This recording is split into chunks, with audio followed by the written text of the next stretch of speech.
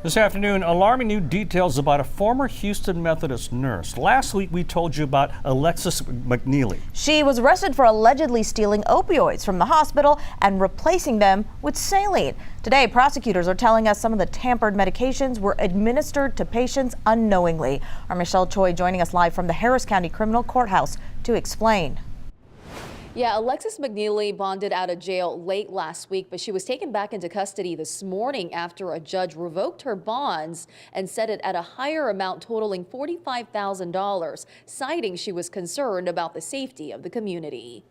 KHOU11 was the only camera rolling as the 25-year-old showed up to court with her mother. Both had no comment. McNeilly is charged with 3 counts of diversion of a controlled substance for personal use.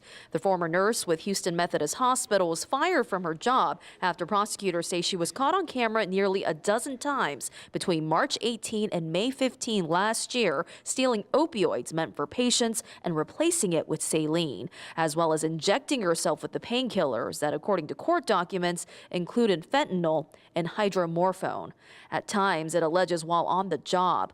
Prosecutors say the hospital found out McNeilly was stealing medications by overriding their automatic medical dispenser system, leading to an internal and eventual criminal investigation by HPD. Even more shocking, today we learned some of those tampered medications were put back into rotation and used on patients. It's a very serious case. These syringes were later provided to patients. They were provided and administered by her coworkers who had no idea that they had been tampered with. Prosecutors say investigators also learned McNeilly was fired from her last nursing job, accused of similar offenses. But they were also able to go back to the hospital in Dallas and kind of see what was going on there, and there was a track record of this going on. Court documents allege at the time McNeilly admitted to using the stolen medications to help deal with her anxiety due to extreme personal stress. Methodist Hospital sent us the following statement saying this employee's conduct was unacceptable and never tolerated at Houston Methodist. The employee was fired immediately and law enforcement was notified. We have extensive safeguards in place to protect our patients.